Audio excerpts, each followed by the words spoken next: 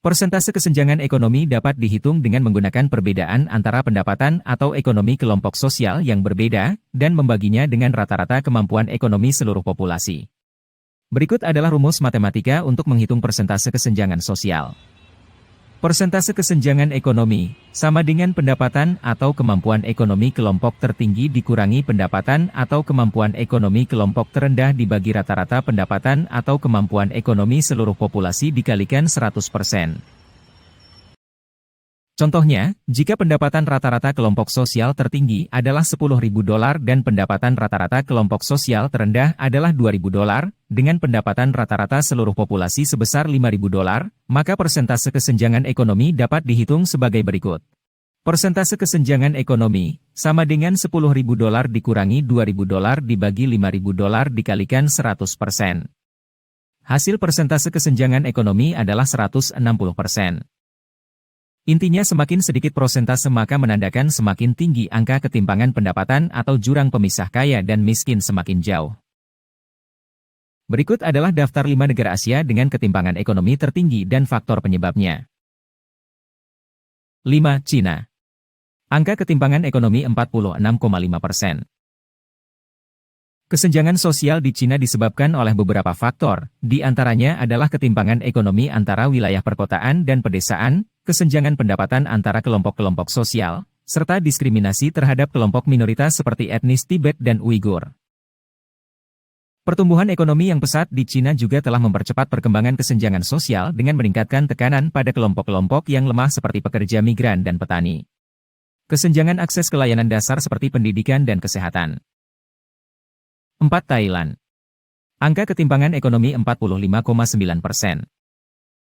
Beberapa faktor yang menyebabkan kesenjangan sosial di Thailand antara lain adalah ketimpangan ekonomi dan akses pendidikan dan kesehatan yang terbatas, terutama di daerah-daerah terpencil dan di antara kelompok-kelompok masyarakat yang lebih miskin.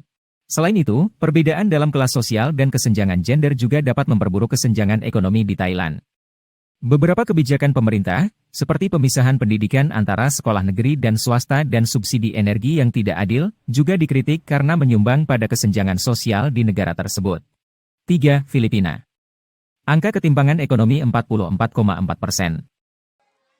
Kesenjangan ekonomi di Filipina disebabkan oleh beberapa faktor, di antaranya adalah perbedaan ekonomi yang signifikan antara kota dan pedesaan, tingkat kemiskinan yang tinggi, serta ketidakmerataan distribusi sumber daya dan peluang ekonomi. Selain itu, kebijakan pemerintah yang tidak adil dan korupsi juga menjadi faktor yang memperburuk kesenjangan sosial di negara ini. 2. Indonesia. Angka ketimpangan ekonomi 38,2%. Kesenjangan ekonomi di Indonesia disebabkan oleh berbagai faktor, di antaranya adalah ketimpangan ekonomi, kebijakan pemerintah yang tidak adil, dan perbedaan sosial dan budaya.